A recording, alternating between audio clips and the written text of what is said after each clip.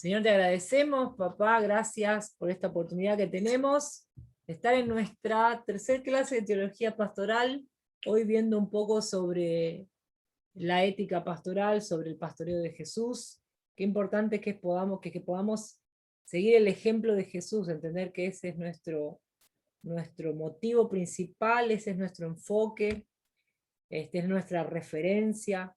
Así que hoy te damos gracias, Jesús, por la oportunidad que tenemos de estar en tu presencia, de habernos reunido en tu nombre, para seguir creciendo en el conocimiento de tu palabra, para seguir forjando en nosotros tu carácter, para seguir avanzando hacia ti y hacia tus propósitos. Queremos pedirte que tomes el control, tú eres bienvenido en medio de tu pueblo, te alabamos, te bendecimos, te glorificamos, te pedimos que renueves nuestras fuerzas hoy, que toques nuestro cuerpo físico con tu toque santo, que podamos percibir lo sobrenatural en medio de nuestra vida natural, que podamos seguir, Señor, firmes, a pesar de todos los bombardeos, de todas las trabas, de todas las barreras, que podamos vencer cada una de ellas y poder tener la satisfacción al final del camino de expresarnos como nuestro querido apóstol Pablo lo dijo, habiendo combatido el buen combate, completado la carrera, siempre guardando la fe, para glorificar tu nombre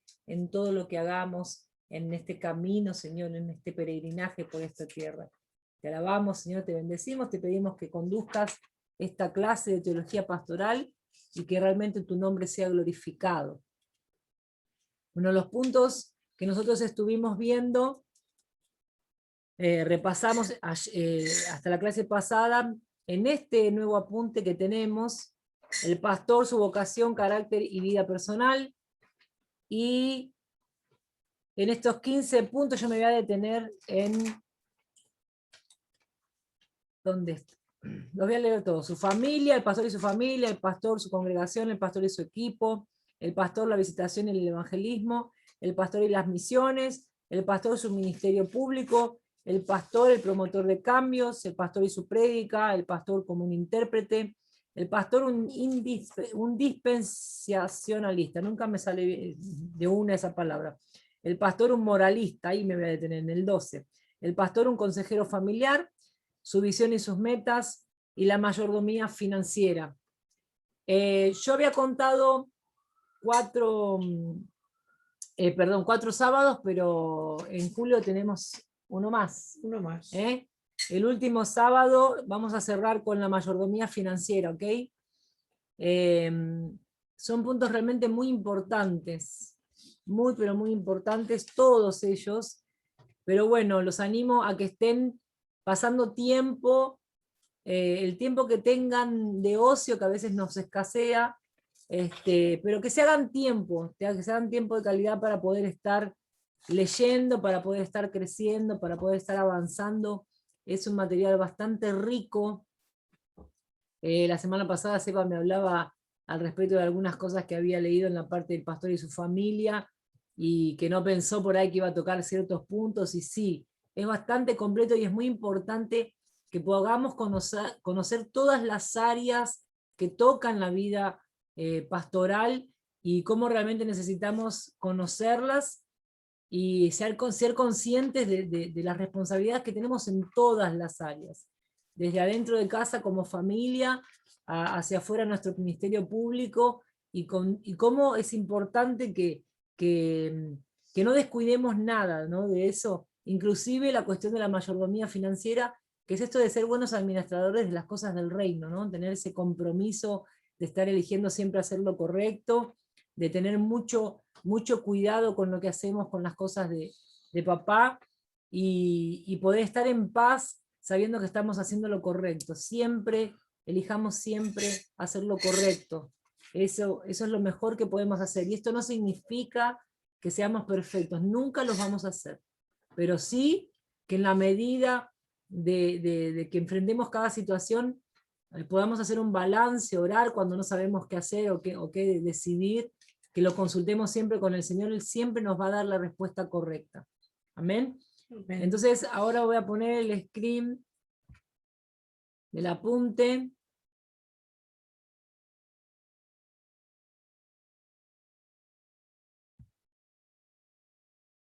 A ver.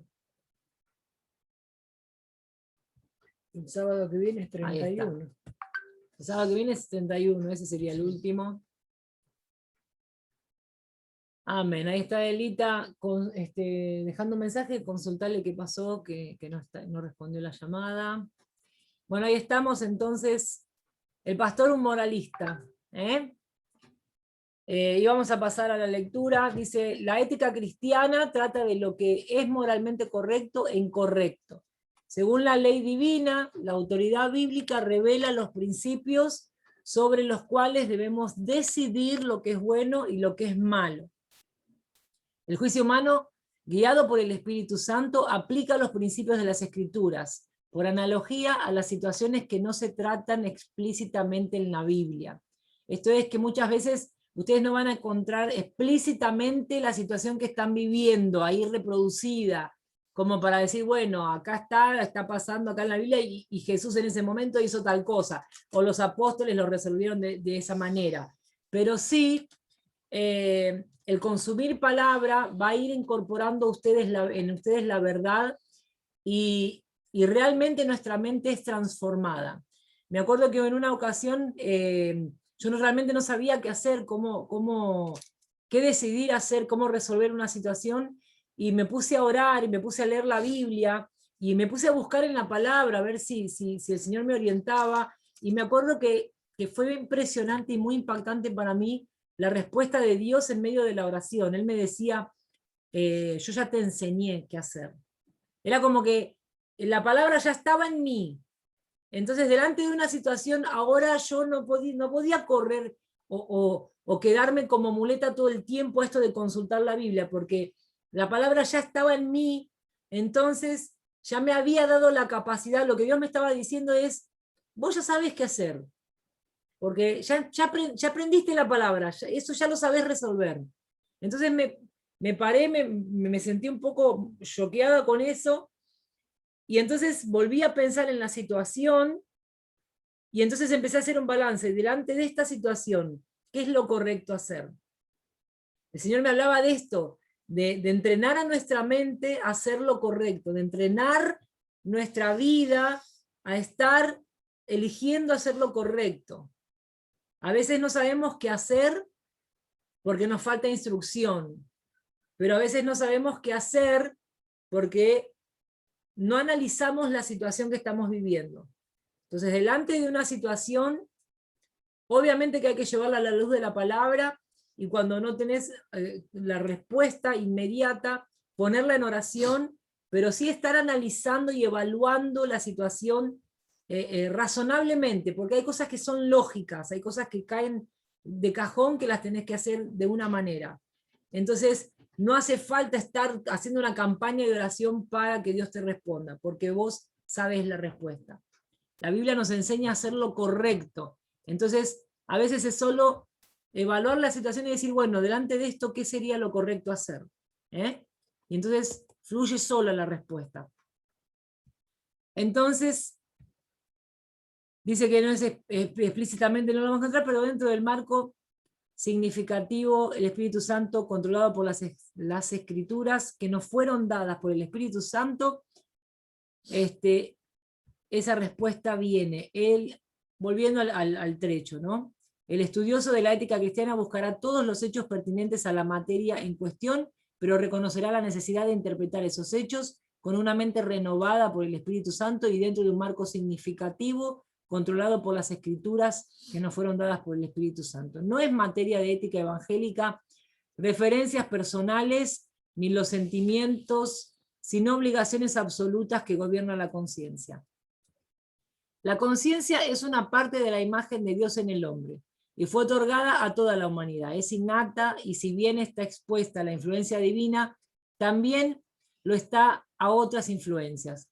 A causa de las influencias de la naturaleza corrupta del hombre, de sus experiencias y el entorno moral del ambiente, la conciencia no puede ser la única guía para escoger entre lo correcto y lo incorrecto. Muchas veces ella estará confundida, divagará y se contradecirá.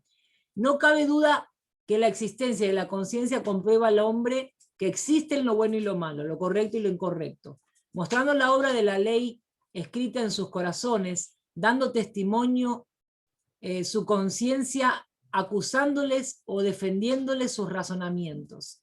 Esto está en Romanos 2:15. Pero dadas las influencias arriba mencionadas, no puede ser definitiva ni del tono confiable. ¿Y qué de la mente regenerada? Por supuesto que puede ser amoldada por la revelación escrita de Dios y guiada por el Espíritu Santo hasta que sea más y más confiable, en diferenciar entre lo bueno y lo malo. Siempre la palabra de Dios es esencial. Esto es claramente más o menos un ejemplo de lo que decía recién. Al principio es más difícil, al principio de nuestra caminata con Cristo, es más difícil entender rápidamente qué es lo correcto y lo incorrecto, porque un montón de cosas, si no es casi todo, de lo que la Biblia nos muestra como correcto, ya hoy en el mundo es incorrecto. ¿Sí? Hoy estamos viviendo literalmente los últimos tiempos donde se describe ese dar vuelta de las situaciones lógicas a lógicas, de lo que lo bueno es malo y lo malo es bueno. Hoy es ridículo ir a la iglesia, hoy está mal leer la palabra porque está desactualizada, porque no existe, y está bien tener relaciones con cualquiera, hasta con cosas, si querés. Hoy es correcto ojo por ojo y diente por diente, aunque está registrado en la palabra, pero Jesús vino a decir que no era así, que no entendimos mal, que la idea era que si a vos te va a doler, no se lo hagas a tu hermano. Entonces hicimos al revés, porque mi hermano me lo hizo, ahora se lo voy a hacer a él. Entonces terminamos dando vuelta a todo, y eso es lo que está diciendo, que cuando venimos del mundo, tenemos que pasar por un proceso de una vida con la palabra, de empaparnos hasta que transborde la palabra, hasta que vos todo lo relaciones con la palabra, hasta que vos vivís una relación, una situación X, y ya la asociás a lo que la palabra te exhorta a hacer delante de eso. En ese proceso, tu conciencia todavía está cauterizada a las cosas de la palabra y todavía no conoce, o simplemente está súper contaminada con las cosas de este mundo. Entonces, no podemos confiar, por eso dice maldito el hombre que confía en el hombre, por eso el corazón es engañoso, por eso un montón de cosas que la palabra nos advierte al respecto de nuestra propia vida. Entonces, con respecto a eso, en la medida que nosotros nos vamos empapando y vamos pasando tiempo, aún en los momentos difíciles, cuando nos esforzamos para elegir hacer lo correcto, entonces ahí nuestra mente realmente va siendo transformada al punto de que cada vez, como les decía recién, no hace falta ya hacer una campaña de oración para que Dios te revele qué es lo que tenés que hacer delante de una situación, o ponerte a estudiar durante un mes hasta encontrar algo que se refiera o algo que sea similar a lo que estás viviendo. Ya la palabra está adentro tuyo, está en tu mente y está en tu corazón. ¿Y cómo me doy cuenta? Y lo que habla la boca es lo que está lleno el corazón. Entonces yo me voy a dar cuenta prestándome atención a lo que hablo, a lo que estoy diciendo, a lo que... Es muy importante que prestemos atención a nuestra propia vida para identificar si la palabra ya transformó mi mente y mi corazón. ¿Ok? Entonces dice, los sistemas éticos son una parte de las culturas y el punto de vista de una sociedad específica influye en su sistema ético. Sin embargo, se puede clasificarlos en dos opciones generales, absolutismo y relativismo. La ética relativismo dice unas veces que la comunidad puede decidir lo que es moralmente correcto. Otras, que cada persona decide lo que es bueno.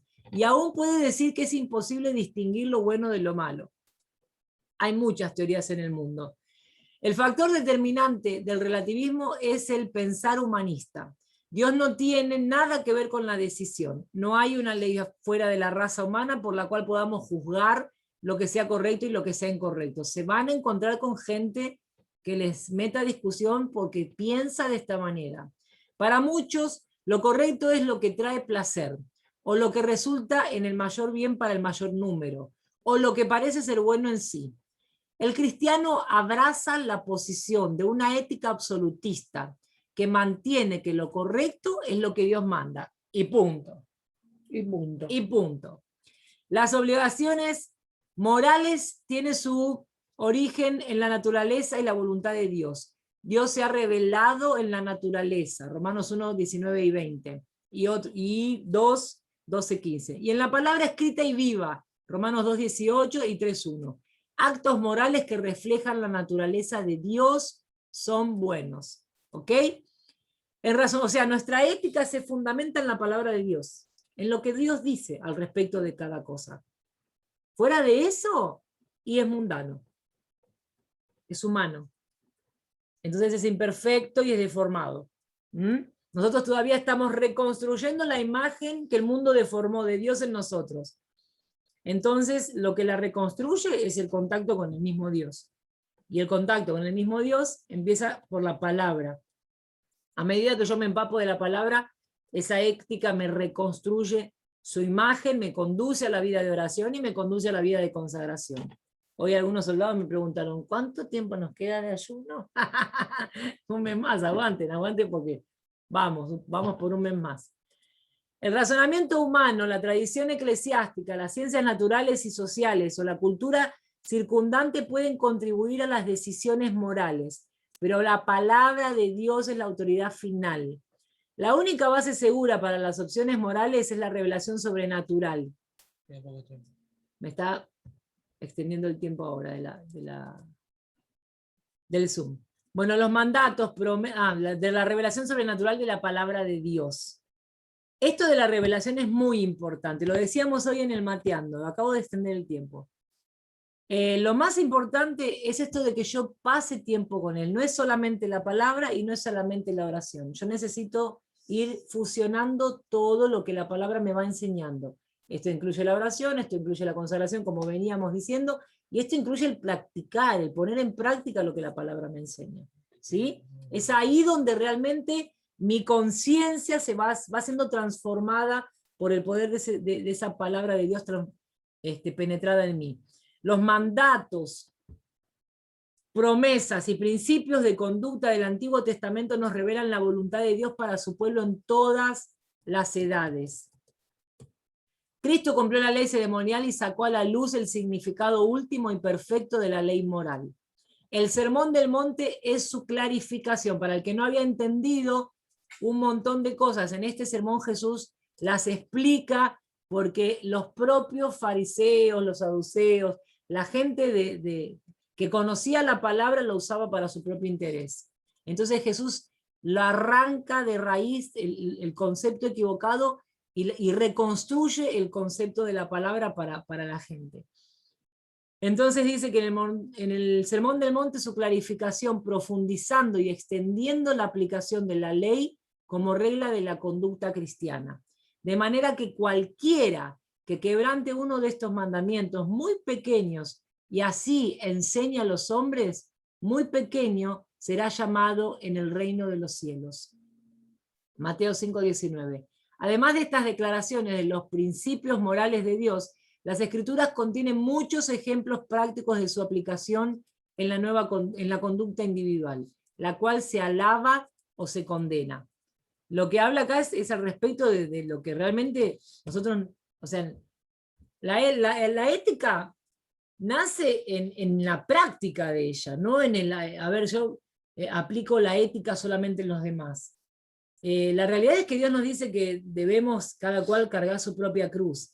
Y una de las cosas más pesadas en nuestra propia cruz es regir nuestra propia vida a la luz de la palabra de Dios. Es poder esforzarnos cada día en poner en práctica lo que ya sabemos que tenemos que hacer y seguir avanzando a seguir conociendo la palabra de Dios, a seguir conociéndolo a Dios. Entonces esto es el desafío mayor, no se trata de aplicar la ética en los demás, sino de vivirla. Porque si yo no vivo lo que digo no va a pasar de una teoría y nadie, no voy a aspirar a nadie a poder vivir eso. Entonces hay un uso generalizado y muy equivocado de la ley bíblica que se llama legalismo. El primer significado de legalismo es hacer depender la salvación del cumplimiento de la ley. O sea, si yo cumplo los 10 mandamientos, yo voy a poder alcanzar la salvación. Y no es así. Es por la gracia de Dios. Obvio que una vez que yo vengo a Cristo, tengo que tener un compromiso de empezar a conocer la palabra para poder vivirla, ¿sí? Un cristiano que se dice salvo, lo que hace es imitar a Cristo. Entonces, si yo tengo una vida totalmente desordenada, estoy borrando lo que digo, lo que escribo con una mano lo borro con la otra. Exacto. Entonces, la buena conducta no te salva, quien te salva es Cristo, pero ese Cristo se manifiesta en mí cuando yo lo llevo a la práctica. Entonces, si yo digo, ahí me convierto en un hipócrita, y los hipócritas arrastran su condenación. Entonces ponen en riesgo esa salvación que Cristo, ese regalo que Cristo les dio. Eso tiene que quedarnos claro, ¿eh? La salvación no es por la ley, no es por cumplir los mandamientos, sino por conocer a Cristo y en proseguir en conocerlo, en aferrarte a Él y no abandonarlo aunque estés en el peor momento de tu vida. Es el camino inventado por el hombre para conseguir la aprobación de Dios, pero está condenado por Dios. Pero sabemos que la ley es buena si uno la usa legítimamente, como dice en 1 Timoteo 1:8. También es legalista el que cree en la salvación solo por la gracia y a la vez busca méritos por la obediencia de la ley. ¿Ok? O sea, yo no obedezco la ley para que vean qué bueno que soy. Para que se note que soy ¿cómo se llama? Un cristiano. La intención de obedecer la palabra es porque realmente quiero agradar a Dios, quiero ser transformado por esa palabra, ¿sí?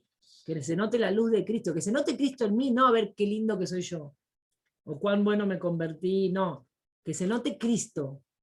Si tu enfoque, tu motivación no es que se note Cristo en tu vida, y estás en el mismo círculo vicioso que estaban los legalistas, los fariseos, los saduceos, que terminaron construyendo sectas.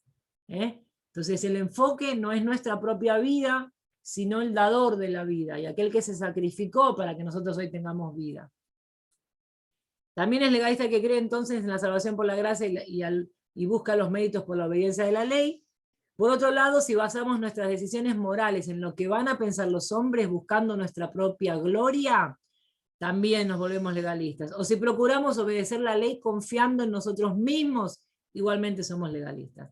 Entonces, esto de que la verdadera vida con Dios o la verdadera salvación está en esto de relacionarnos con Dios, de que haya realmente una relación con Él, que se construya una confianza en Él, esto de entender lo que nos pasó hoy nos costó venir al seminario, nos costó reunirnos porque estamos todos en situaciones en diversas situaciones. Yo me agarro la cabeza porque me duele la cabeza, pero bueno, no se trata de si estamos divinos para poder hacer el seminario, si estamos bárbaros para poder hacer una transmisión, si estoy en mi día ideal. No se trata de mí, se trata de ir a su encuentro. En la medida que yo me esfuerzo por reunirme en su nombre, por seguir avanzando, aunque y a pesar de todos los pesares, es ahí donde yo entiendo que mi enfoque es Cristo y que no me puedo perder un momento en su presencia. Eso es lo que puede cambiar el resto de mi día. Entonces, cuando el enfoque es el correcto, el resultado va a ser el correcto también. Amén. Un uso secundario y común del término legalista se observa en la práctica de adoptar muchas reglas negativas como una guía a la conducta espiritual. La verdad es que manifestamos la conducta cristiana por nuestro deseo de ser conformados a la imagen de Cristo, no por una lista de haz esto o no hagas esto. Por ejemplo, muchos creyentes diezman, pero son materialistas en sus actitudes. Asimismo, es posible testificar activamente de Cristo y ser completamente egoísta en la motivación y conducta. Los fariseos eran hipócritas, así que todo lo que los digan que guardéis, guardadlo y hacedlo, mas no hagáis conforme a sus obras, porque dicen y no hacen. ¿Ok? Ahí Jesús decía, bueno, sí, háganle caso en lo que respecta de lo que les enseñan de la palabra, pero no copien lo que hacen, porque ellos dicen que hagan, pero no viven lo que hacen.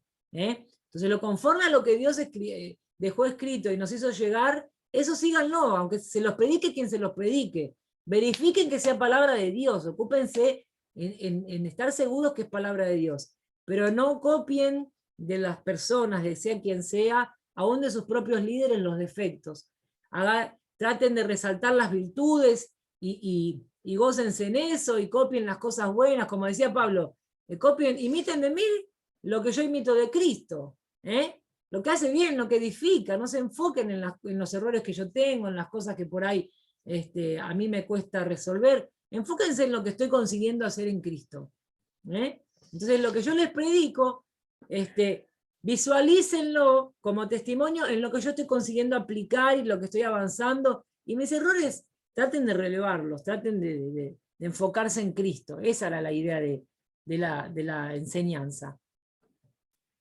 Los fariseos eran hipócritas, así que todo lo que digan que guardéis, guardadlo y hacedlo, más no. Esto es una reafirmación que Cristo hace de lo que hacían ellos, ¿ok?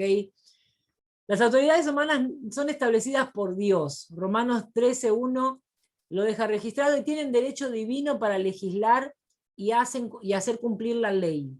Uno debe obedecerlas gustosamente, a menos que el mandato sea una violación de la voluntad revelada de Dios. Esto que, por ejemplo, nos está pasando en estos tiempos.